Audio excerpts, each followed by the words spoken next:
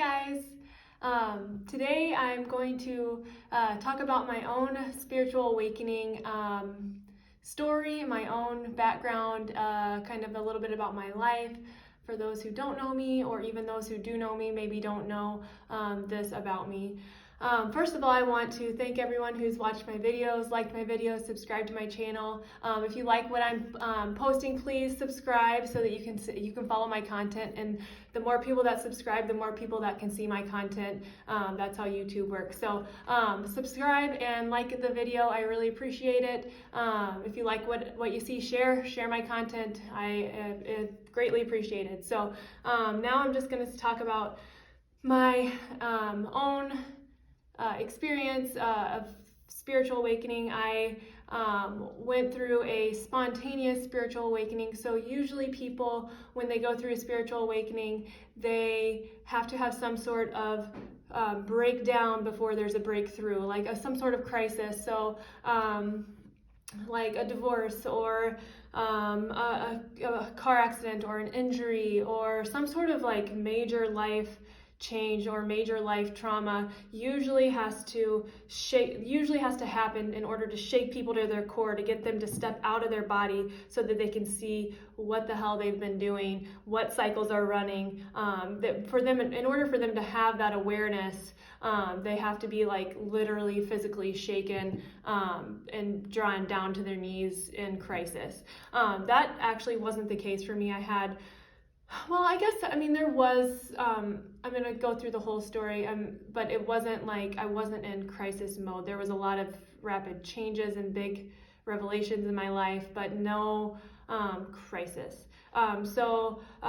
Just a little bit about me. I was adopted at birth, and my parents had told me my whole life that I was adopted, and it was no big deal. I lived my whole life knowing that I was adopted, and people always kind of felt weird when I said, "Oh, I'm adopted," and then they just didn't know how to respond to me, and I never felt weird about it. It was just like, oh, it just is, and I am adopted, and that's just how it is, and I felt super comfortable in that skin.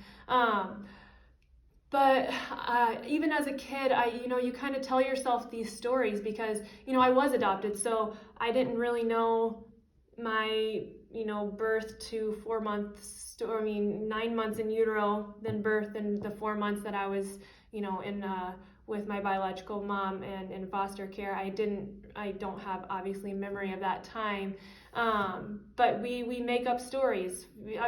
That's what I think adoptees, we have to do that in order to cope with the fact that we were adopted. So I made up this story to myself and kind of told myself how it was. And so my story to myself was that my biological mom was young, because she was 16. I knew this, and I knew that I was in foster care for a little bit and then was adopted by my parents.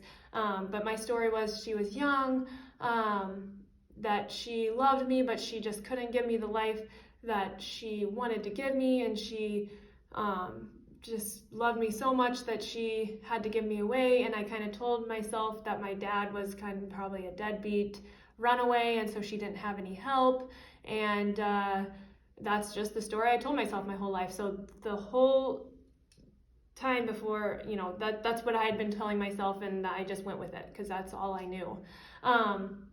So then I had my daughter in 2016, my first child, and it was a new experience. I just remember I had a lot of postpartum anxiety and depression with her, so it was a very difficult first year with her.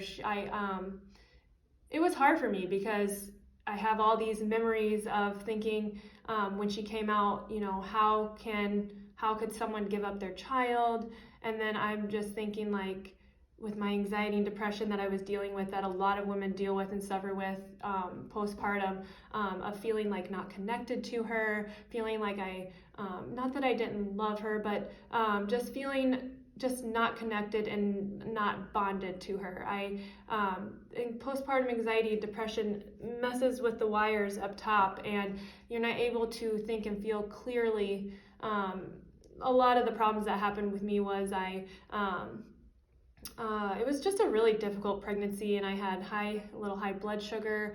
I had high blood pressure at the end, so I had some health complications, and I was given some medications like pitocin to keep my labor going because my body just wasn't going through the labor how it was supposed to, and it was like a traumatic kind of birth for me. It wasn't what I wanted. I wanted a natural birth. I had that in my mind. I was planning on that, and then that's not what I got. And I think that also had a lot to do with my postpartum anxiety and depression. And then I didn't get the labor and delivery that I'd always dreamed of. And then the baby lands on my chest, and I don't really know how to feel because I've never been a mom before. I don't feel that instant love that everyone says that they get. So the chemicals in my body were not flowing how they were supposed to. The oxytocin wasn't. I think sometimes the pitocin has something to do with knocking the oxytocin out. That's just my own perspective of treating prenatal patients and pregnant patients, and seeing that correlation. I don't have any research or medical background in that, or research background in that, but that's just case study basis what I see. And in my own experience as well, I think the oxytocin and the pitocin can knock the oxytocin out of balance. So then when you have your baby, you're not having that. It's the bonding chemical, the love chemical. You're not bonding how you're supposed to, and then you end up with postpartum anxiety and depression. And I had it really bad with my first daughter. Anyways, that was a tangent. So after having my first daughter and having those feelings,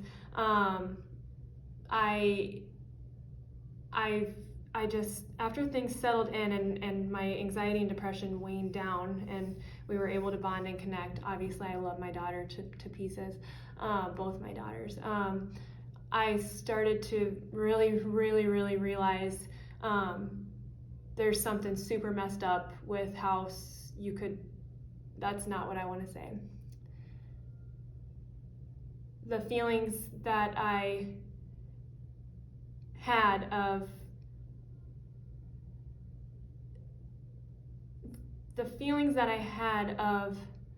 rejection were surfaced at that time. It didn't make sense to me how I could have this baby that I was able to get through all this stuff with and bond and love. And I got to this point where I had this unconditional, like I'd never had this love in my life.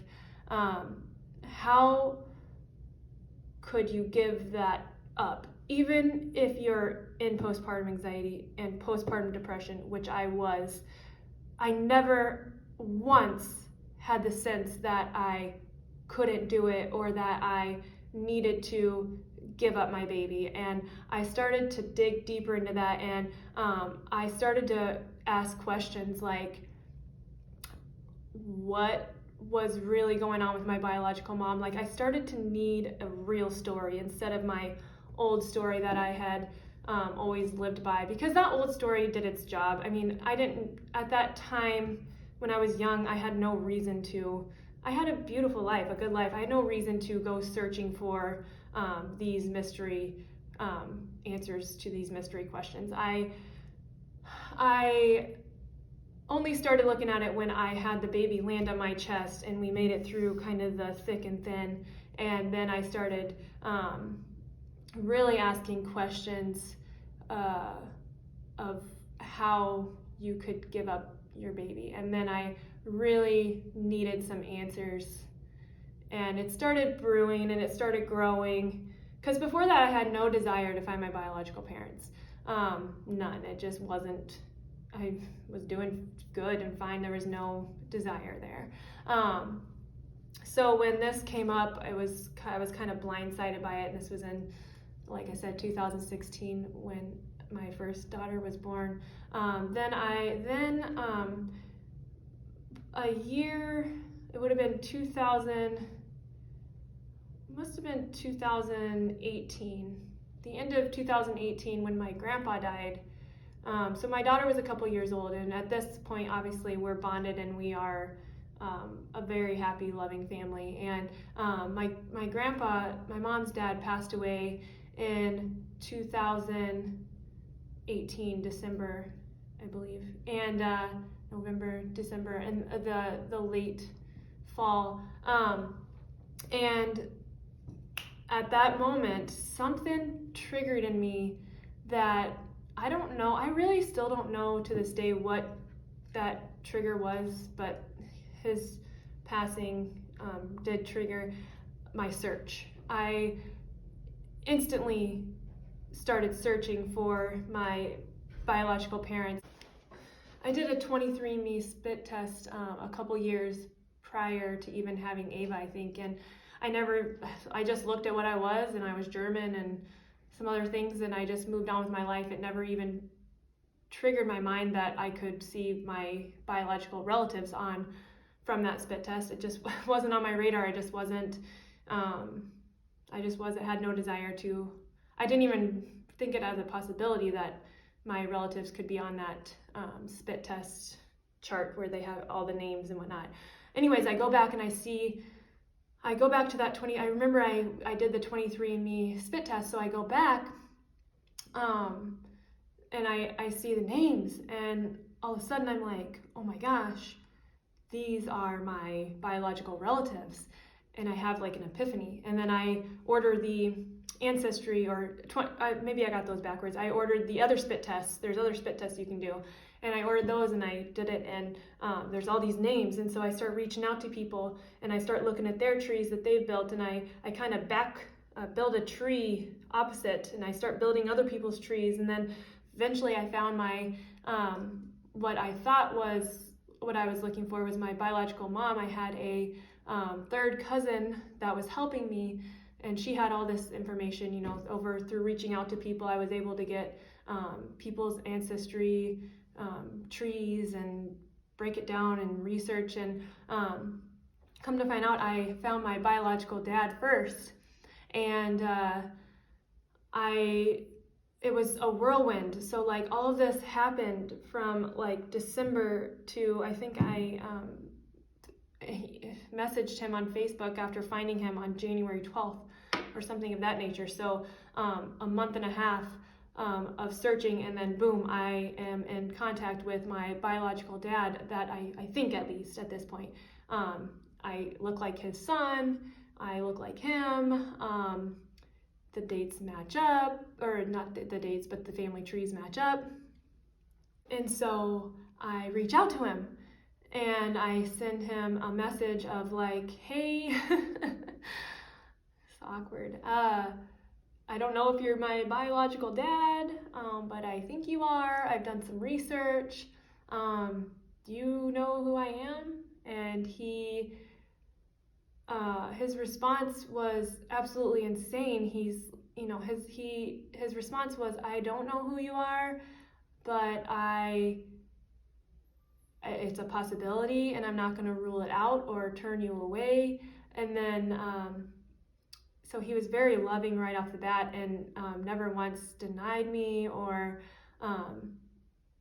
anything. Anyways, we order a paternity test that turns around in 3 to 4 days. So we both get the paternity test in the mail, and we send in the swabs, and then 4 days later we find out that he is my biological dad. And and he never knew about me. So 30 years, I was 29, I think, go by, and he never knew he had a daughter. And so it was a whirlwind of emotions. And he doesn't know who the biological mom is. I mean, that he was 16 at the time, and or 17 or 18. A teenager. And I think my biological mom was 17 and he was 18. And he wants to meet me he doesn't know I exist, and then all of a sudden he's coming up to meet me and my family, and it's absolutely insane, crazy.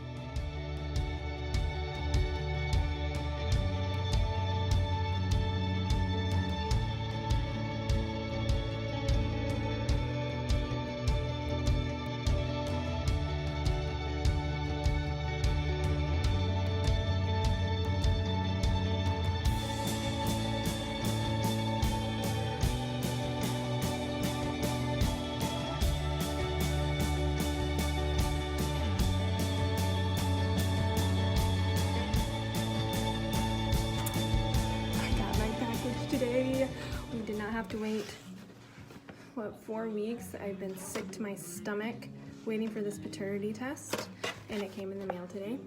So we're gonna swab.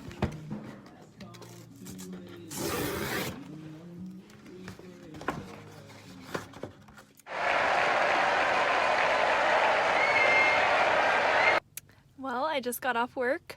It was a long day. Yesterday, my biological father, Rick, told me that he wanted to come up and meet me and my family, which I'm very grateful for because I don't think I could wait with these nerves more than a couple days. So I am very excited and happy and nervous and scared and emotional and all the above. It's a lot to take in. I can't believe it's already tomorrow. Oof. God, crazy. So I just asked Rick if I could see him tonight because I literally can't freaking wait. I am losing my shit over here. And he said yes! Oh, I'm so excited. Oh my gosh. This is really hard. This is tough. It's tough for me. I think we're at the right place. Are we not? Are we at the wrong place? We're at the wrong place. Super 8. We're at the Super 8? Are you fucking kidding me?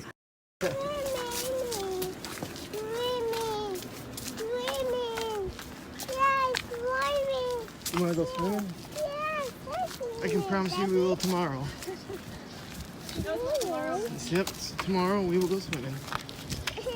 Go. Go. Oh my god. There he is. Go.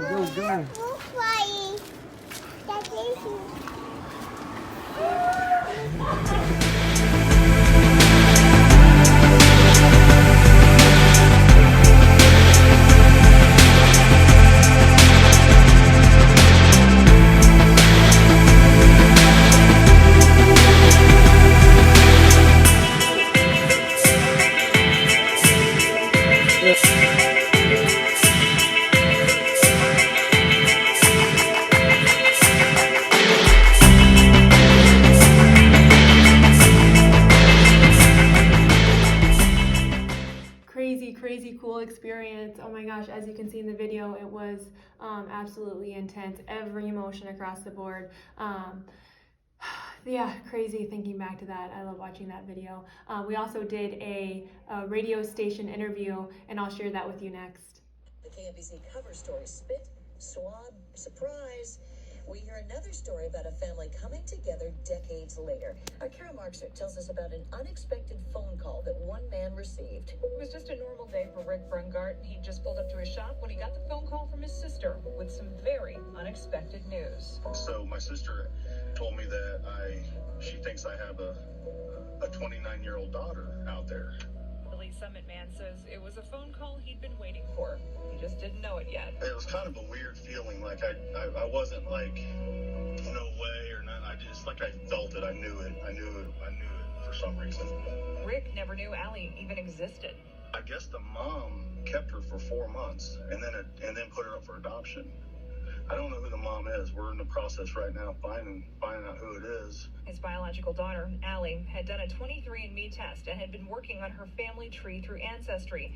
She'd connected the dots and found Rick. I had a second cousin helping me that I had found on Ancestry, and she called him, and right away he was like, oh my gosh, I want to, see her, I want to meet her. I mean, he was really welcoming right away. I just wasn't expecting that because, you just go your whole life thinking that they didn't want you. So I just was ready for kind of to be rejected on it, not so welcomed, Since we spoke, Allie and Rick have identified Allie's biological mother, but she declined to be interviewed for our story. Rick says he felt like his whole life had been building up to meeting Allie. A couple of years ago, I had this spiritual thing happen with me, and it was all about trying to open my heart. I've always had my heart closed for so long, and my heart was yearning for this. So I felt it. I felt it. I knew she was there. He found a daughter, a son-in-law, and a 2-year-old granddaughter. It's like I just had this instant love for this girl, and it's just there. It's like we're the same person. It's just weird. It's so cool. And Allie found a father, a half-brother, and plenty of aunts and uncles and cousins. I definitely think that we'll be in each other's lives from here on out. And just pray for God. Kara Markser, News 98.1, KMBZ. It was just craziness, right? So I meet him, and he's like this loving, awesome dude, and like runs a business and all these great things. And so I'm like in my head, right? Like I'm like, what the hell is going on here? Like, this is not the story that I've told myself my whole life. So I'm like, this is so backwards. Like, what is, like, this is crazy. It's my mind was blown. And so we meet, and he's awesome, and we start a relationship, and he has a son, my half brother, and we have so much in common, right? Like, we both own businesses, we're both go-getters, and we just have a lot in common. And I just never dreamed that that's how it would play out when I went into this search. And so then eventually I do more research, and I find my biological mom, and then meet up with her, and come to find out, like, she's the deadbeat, right? Like, she's the druggy, alcoholic, and nothing against that. Like, I mean, this is just what I observed, right? Like, so my story that I told myself growing up was backwards, and she was unable to give anything into a relationship with me. And I met her once, and I met her son as well, her oldest son, who was a couple years younger than me. And so I no longer have a relationship with her, because it's just not something that would be serving me in any way, shape, or form. Basically, I love her, and I forgive her, and I understand how hard that must have been. And just to have the story, right? Like, just to have the story of what went down, and how it all played out is everything. So that happened in 2019, I think. I don't remember. Maybe it was 2019, I think, is when I met my biological dad and mom. And so that was a lot, right? Like, my parents that raised me, my mom and dad, it was all new territory. So it was a lot to process. It was a chunk to chew on. It was a lot of emotions, and I definitely checked out for sure. It was a lot of stuff coming in. My stories, I had to rewrite my stories. So I wouldn't call that like a crisis, but that's basically what started my spiritual awakening. And how that transpired is my biological dad, Rick, had a same sort of experience, a spiritual awakening when his mom passed away, where his life was shaken up, and he was able to step above and kind of see the cycles going, and become the observer and have the awareness to make the changes. And basically, when you have a spiritual awakening, what happens is you are kind of, what happened to me was I was basically, now this happened, 2019 I met Rick, and then this didn't happen to me until, this year would have been 2021, August of 2021. And August of 2021 is when I had, now it was brewing, okay? It wasn't like, all of a sudden here I am, and then boom, I'm spiritually woken. It was brewing up. This stuff was coming to the surface. I opened Pandora's box when I met my biological parents, and I had to rewrite my stories. And then I realized I have to rewrite all my stories. When I was able to step out and see the stories, I was able to see everything. And over time, right? This wasn't like, there was a time in August 2021 where it was what I would call a Kundalini awakening, where I had a huge spiritual awareness and expanded consciousness come down on me, and I was basically aware of every single negative traumatic cycle that was running in my subconscious, and I was able to tap into that. Pretty much, I had been practicing meditation. I had been not a lot, I was just dabbling here and there. I had been getting into astrology. That's kind of what got, because Rick is my biological dad. He was really into astrology, and so I started learning about the planets and the stars, and I started learning about the universe, and it led me to kind of quantum physics, and I started learning the science behind consciousness and the brain, and it started to make sense. And I got a hold of Joe Dispenza, his information, and I've learned so much from him. And I got on Gaia, the Gaia app. That's where I learned the veil was kind of pulled back, because there's just so much information that we have, but we just don't give ourselves permission to make these changes. And when you have a spiritual awakening, I think what it is kind of a permission that you give yourself to make changes and become someone else. Like, we don't have to stay in our old cycles. We can choose to be unworthy. We can choose to be worthy. We can choose to be in lack. We can choose to be in abundance. Like, we aren't stuck in our cycles. And I think a lot of it comes down to just the programming we get, not from our parents. I mean, not just in general our parents, but our parents, school, authority, government, all the external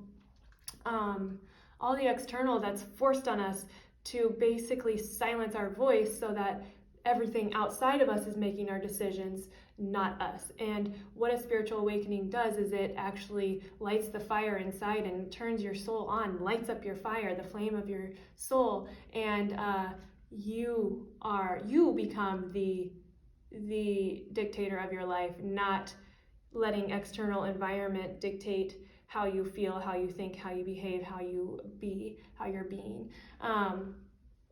I think that's basically what happened to me in August, was that I gave myself permission to become a new person, because we learned so well how to be guilty. We learned so well how to be unlovable. We learned so well how to, all these root things that we learn, from, and everything kind of programs us as kids, right? We learn that we need to be taken care of, and we don't take care of ourselves. And I think the programming that we put into our kids is really important, because they need to know they have an inner voice and an inner light, so that they can see and make decisions for themselves, not let the external always decide what's going to be chosen for them or settled for them. Don't settle for the external controlling you. You be the one that makes changes in your life and decides who you're going to be. You can change, but you have to give yourself permission to change. And I think with this whole awakening process of rewriting my story, I was able to see the things that need to change. And so we can't make changes. We can't change problems that we aren't aware of. Things can be running, problems can be running and causing other problems, but if we don't see it, we won't be able to change it. There won't be any desire to change, because we don't see that there's a problem in the first place, because we just are who we are, and that's what makes us feel comfortable. So in order to become someone else, there's going to be a gap, a void between who you are and who you are right now, the programs that have been programmed into you, the cycles that have been programmed into you, the toxic cycles, the negative cycles that have been programmed into you, and who you want to become. There's a space of change in between there, and you have to, when you step into that space, it gets uncomfortable, because you're used to feeling guilty. you're used to feeling lack, you're used to feeling unlovable, you're used to feeling rejected, you're used to feeling like a loser, you're used to feeling that makes you feel comfortable because you've just been doing it for so long that you got good at it, that it's running in the background of our subconscious. So when you see the change that you want to make, and you're stuck over here, you have to get uncomfortable in the middle in order to make it to the change. It's gonna feel uncomfortable. It's not gonna feel like who you are. It's gonna feel weird. It's gonna feel unnatural. It's gonna feel different because you're actually changing from this person to this person, and they aren't the same. So there's a transition period, and that's exactly what happened with me. Is I saw all of my old cycles, and the biggest one was my intimacy cycles and my codependency cycles, my power struggles, in my close relationships, that came to the limelight pretty immediately, once I was able to step out of this into this awareness and see what was actually going on. Once I gained that awareness, I was able to set up boundaries, and I was able to make the changes, slowly but surely, to become who I wanted to be. And what those cycles were was, I had always told myself, like I said in my last video, that I was unable to love and unable to receive love. So both, it just wasn't natural. I was not an intimate person. That was the program that I was telling myself, based on my past experiences and what I had gathered. That's the program that I had told myself. And so throughout all of my relationships, it was always difficult for me. And so I always attracted people that would give me that, right? That would treat me like I'm unable to receive love or give love. And I would attract people that would,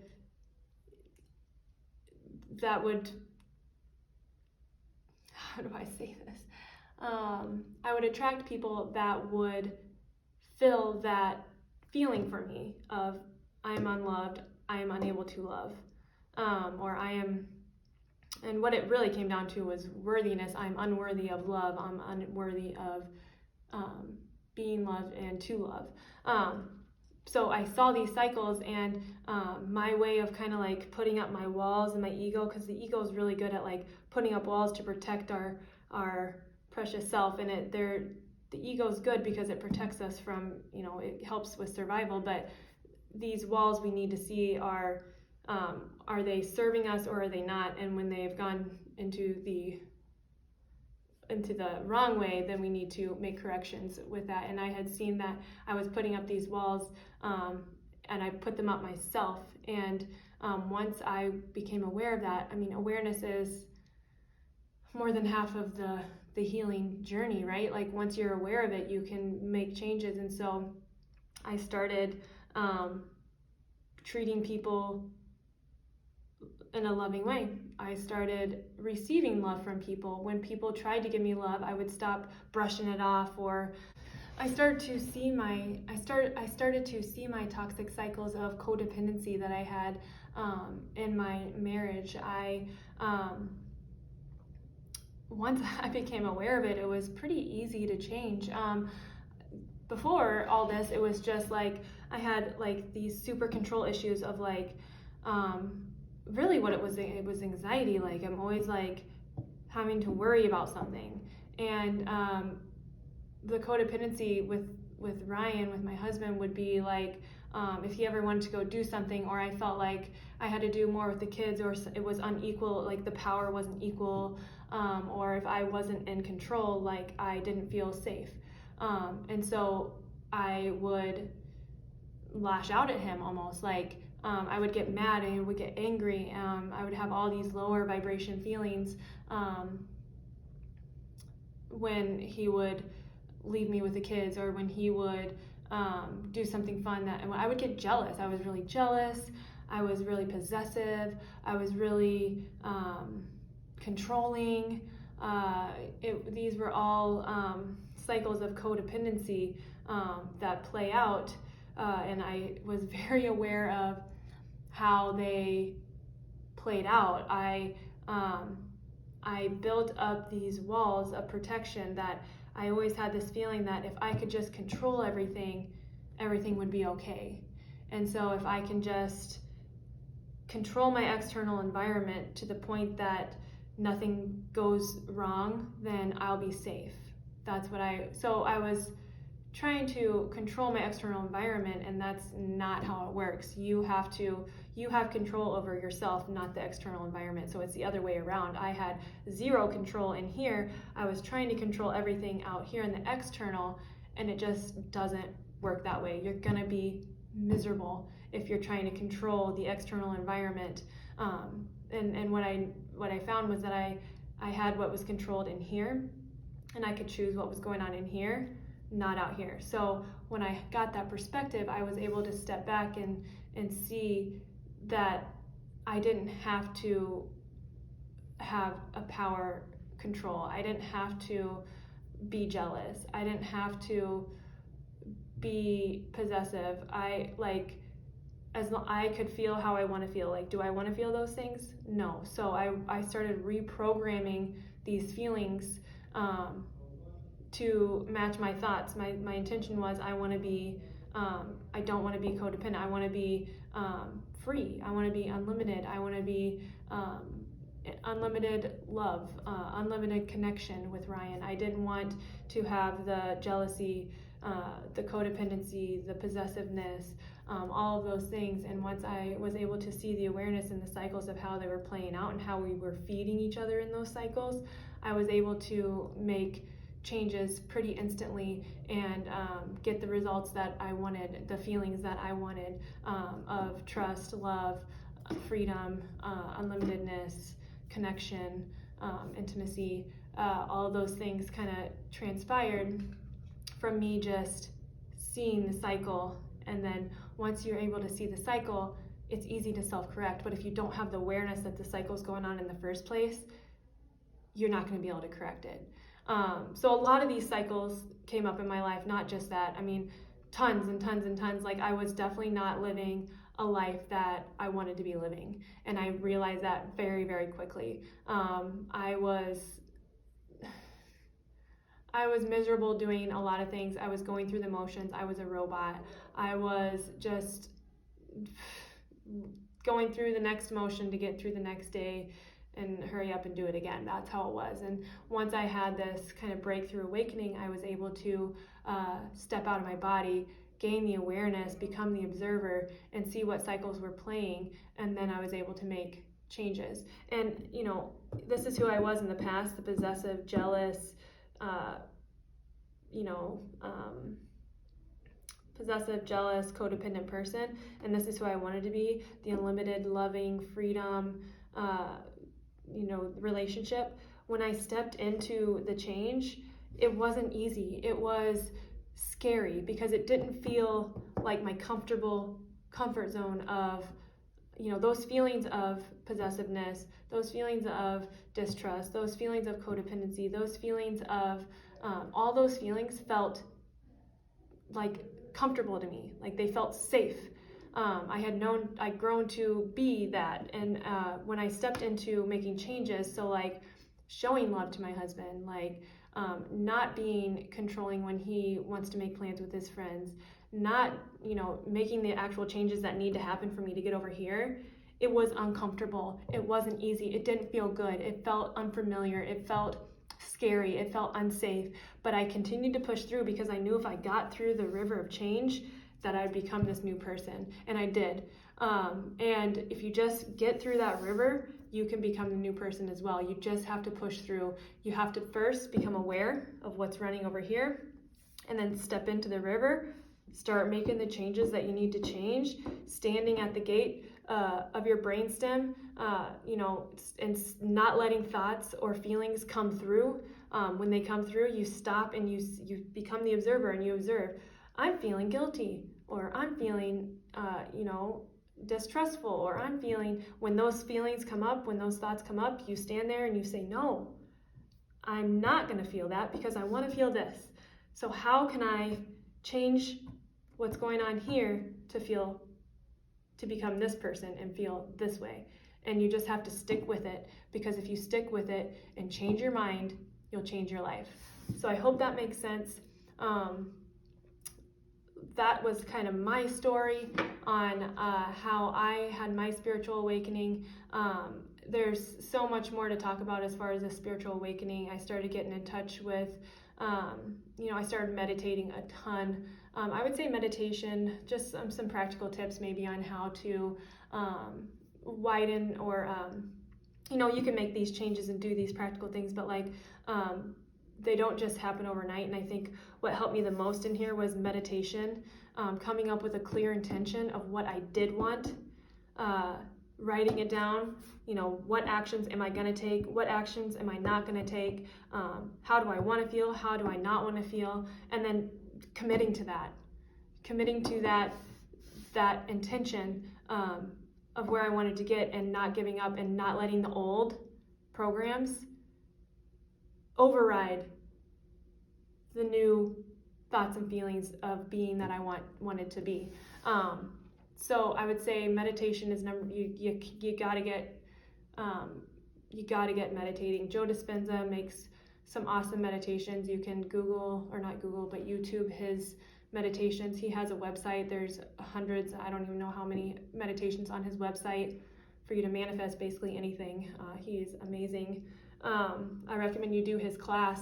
I did his class and it changed my life. Meditation, clean eating. You really need, if you want to expand your consciousness, the food is energy. So you really need to clean up your diet if you want to expand your consciousness, because in order for energy to move and flow and this awareness to come up from your body to your mind, you gotta have the clear passageways. You gotta have the energy to do it, and we get our energy from food. So make sure you're eating a clean diet. Stop smoking, stop drinking. Those are the big ones. Other drugs. Make sure you're breathing clean air. Make the changes in your environment. The cleaner you get in that respect, I think that also. So meditation, clean up your environment. What else would be? I think that those are good places to start, because they take practice and dedication. And I think just getting really clear on your intention, practicing it in meditation, and then ideally what you want to get to is kind of that conscious awareness state 24/7 all the time. So a walking, living 24/7 meditation would be the goal, where you're constantly standing at the gate of your mind and body, and you're deciding what you're thinking and what you're feeling, not the external environment. So that was my spiritual awakening story. I hope that you liked my video. If you do, please like it and subscribe. If you have any comments, please leave comments below. And I will talk to you guys next time. Bye, guys.